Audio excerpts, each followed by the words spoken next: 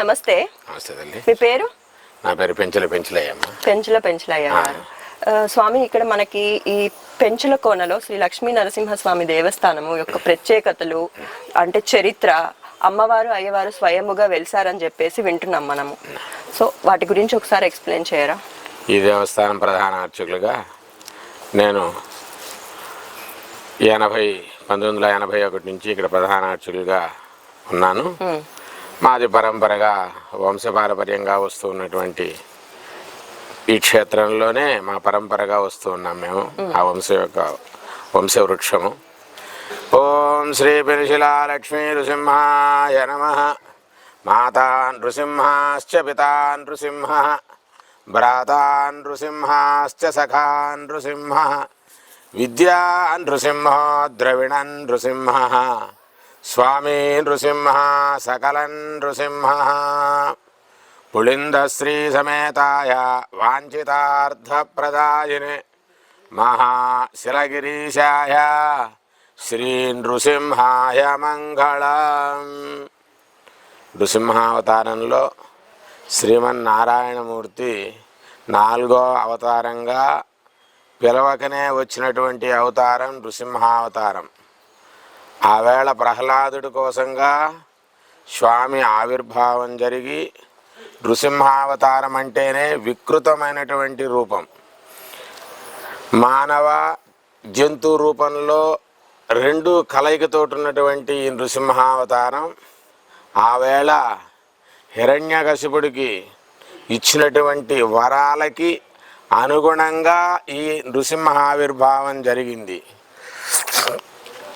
అప్పట్లో స్వామి ఆ ఉగ్ర రూపంలో నుంచి బయలుపడినప్పుడు స్వామి యొక్క రూపం 4 దిశలుగా వచ్చినటువంటి రూపం. ఈ క్షేత్రాన్ని దగ్గరికి ఒక రూపం వస్తే ఇక్కడికి వచ్చినటువంటి స్వామి రూపాన్ని ఎవరు శాంతింపజేయలేకపోతారు. ఇప్పటికీ ఇక్కడ దట్టమైనటువంటి అడవి ప్రాంతం, ఎత్తైనటువంటి పర్వత శ్రేణులు కలిగినటువంటి ఎత్తైన కొండలైనటువంటి ఈ ప్రాంతంలో స్వామి ఈ రూపంగా వస్తే నృసింహావతారంలో ఆ శాంతింపజేసేదానికోసంగా దేవతలందరూ కూడా ప్రయత్నిస్తారు ఆయన్ని శాంతింపజేసేదానికి. మహర్షులు, భారద్వాజ మహర్షులంతా కూడా ప్రయత్నిస్తారు. ఎప్పటికీ ఆయన రూపం చల్లార్చడం లేదు, ఏ విధంగానూ ఆమెను శాంతింపజేయలేకపోతున్నారు. అప్పుడు అమ్మని ప్రార్థిస్తే నిత్యానుపాయని అయినటువంటి అమ్మ ఇక్కడికి వచ్చి చెంచులక్ష్మిగా ఆవిర్భావం చెంది స్వామిని శాంతింపజేసి స్వయం వ్యక్తంలో ఇప్పుడు ఉన్నటువంటి స్వామి యొక్క శిలారూపం పెద్ద ఒక 4 అడుగులు వెడల్పుతోటి 6 అడుగుల వెడల్పుతోటి పెద్ద శిలారూపంగా ఉంటుంది ఇక్కడ ఉన్నటువంటి శిలారూపం.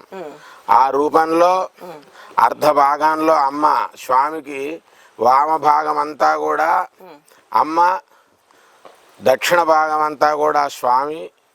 2 శిలలు ఈ ఆకృతి అయ్యి శాంత రూపం దాల్చిన తరువాత ఒకే ఆకృతి కలిగినటువంటి శిలారూపమే ఈ పెనుశిల లక్ష్మీ నృసింహస్వామి. అక్కడ శాంతింపజేసిన తరువాత ఇక్కడ దేవతలే ఆరాధించి పరంపరానుగా ఇక్కడికి దగ్గరలో ఉన్నటువంటి గ్రామానికి వెళ్ళి ఒక గొల్లబోయుడికి స్వామి యొక్క విశేషాన్ని చెప్పమని చెప్పితే ఆదేశిస్తే అతను వెళ్ళి 5 కిలోమీటర్ల దూరంలో తిరిగి చూడటం.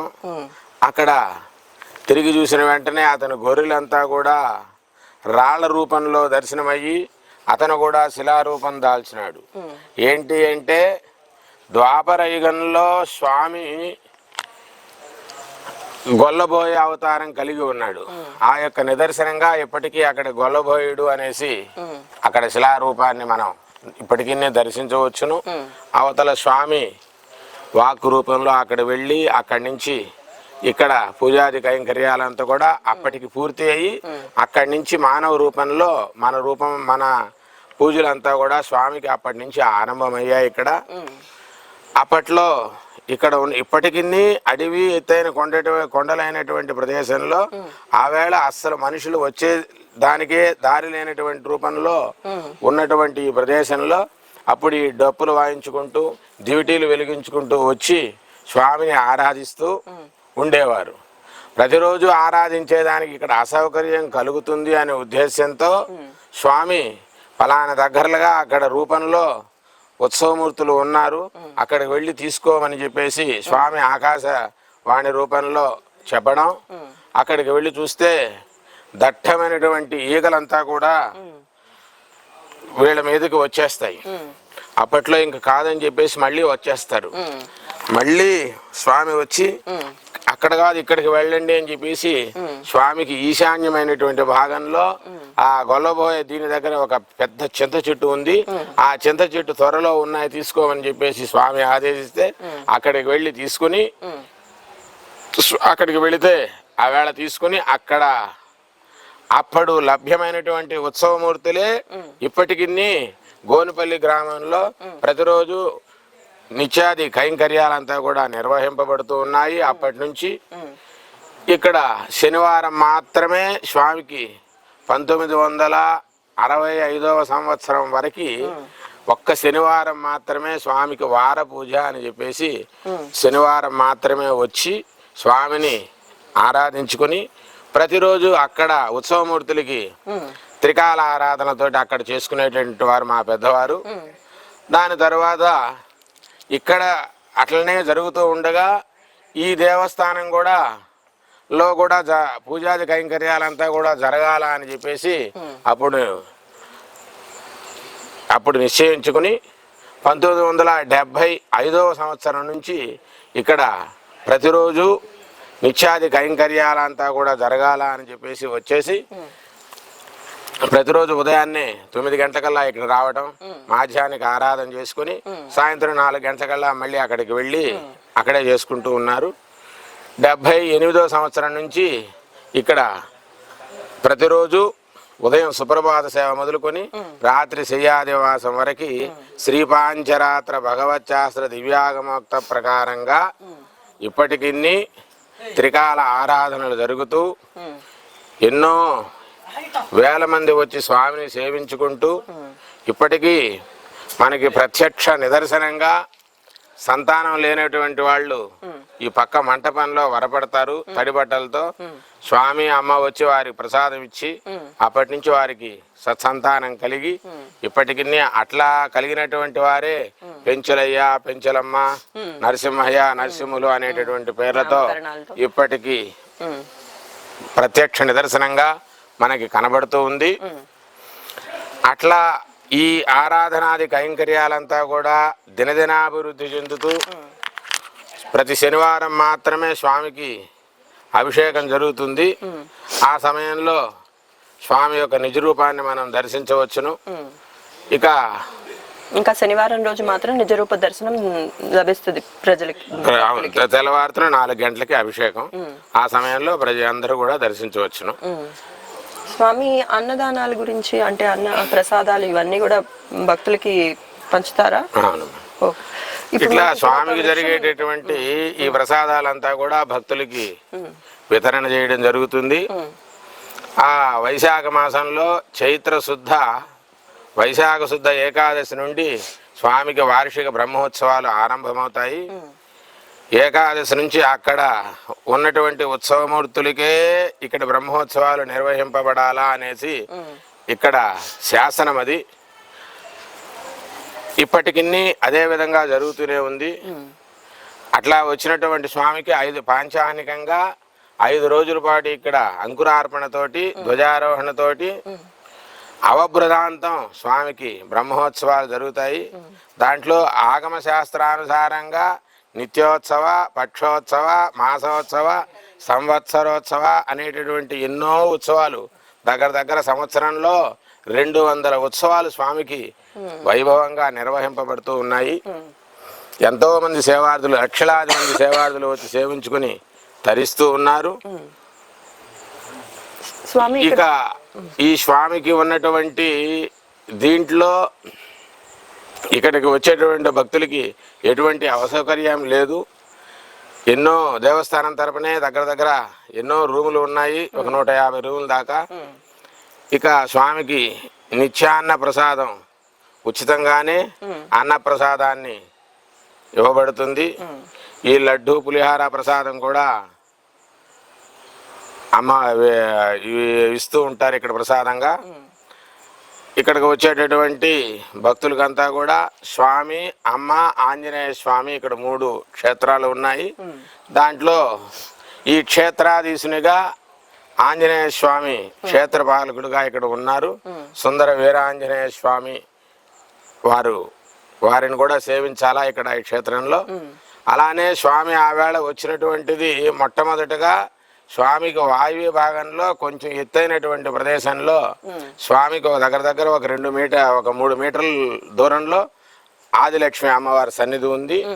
ఆ స్వామికి అమ్మకి మధ్యలో ఖండ్వ నది ప్రవహిస్తూ ఉంటుంది.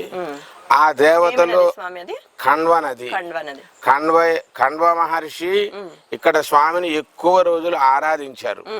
శకుంతలను పెంచింది కూడా ఈ స్థానంలోనే. దీని గుర్తుగా ఖండ్వ నదినే ఇక్కడ పేరు. ఆ ఖండ్వ నదినే ఇప్పుడు ఈ గ్రామీణ భాషలో కండలేరుగా మనం పిలువబడుతూ ఉన్నది. ఆ ఖండ్వ నది గుర్తునే కండలేరుగా మనం ఇప్పుడు పిలుచుకుంటూ ఉన్నాం.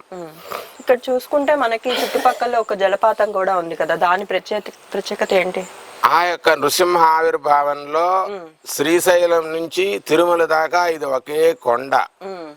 ఆ కొండ మధ్యస్థంలో ఈ గరుడాకృతిలో ఉండి ఇప్పుడు మీరు చూసినా కూడా గరుడు ఇలా వచ్చి ఇలా మధ్యస్థంలో ఉన్నట్టుగానే ఉంటుంది ఈ కొండ ప్రాంతం అంతా కూడా. ఆ మధ్యస్థంలో స్వామి అక్కడ ఉద్భవించినటువంటిది మొదలుకొని ఇక్కడికి రావటంలో ఆ యొక్క ఉగ్ర రూపంలో వచ్చినటువంటి ఇది స్వామికి ఆ చంద్రాయుధం ఆ కొండనే చీల్చుకు వచ్చింది అని, ఆ యొక్క 7 అడుగులతోటి స్వామి ఇప్పుడు ఉన్నటువంటి స్థలానికి ఆ కొండ నుంచి వచ్చినారని, అందువల్ల ఆయన ఒక్కొక్క పాదం పెట్టిన దగ్గరల్లా ఈ మహర్షుల ద్వారా భారద్వాజ గుండము, విశ్వామిత్ర గుండము, ఖండ్వ నది గుండము అనేసి 7 ఋషుల పేర్లతోటి ఆ ఉన్నాయి సరస్సులు 7. దాంట్లో మొదటి దాకా మన అందరం వెళ్ళి సేవించుకొని రావచ్చును. ఆ తీర్థం ప్రోక్షణ చేసుకుని ఇక మిగతా వెళ్ళాలా అంటే కొంచెం కష్టమైనటువంటి ఇది.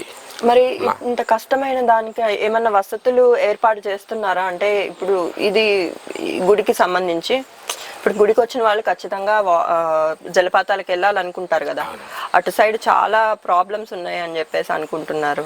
దానికి ఏమన్నా టెంపుల్ తరపున చేయాలా అనేటటువంటి మన వాళ్ళు నిర్ణయం తీసుకోవాలా అని చెప్పేసి మొన్న ఈ మధ్యలోనే ఎమ్మెల్యే గారు కూడా మన అసెంబ్లీలో కూడా చెప్పడం జరిగింది. దాన్ని తొందరలో చేస్తామని చెప్పేసి అది జరుగుతూ ఉన్నాయి మా పనులంతా. అలాగే స్వామి, ఇక్కడ మనకి చూసుకుంటే ఈ మర్రి చెట్టు గురించి ఒకసారి మనకి చెప్తారా భక్తులకి? ఇక్కడ సంతాన వృక్షము అని పేరు.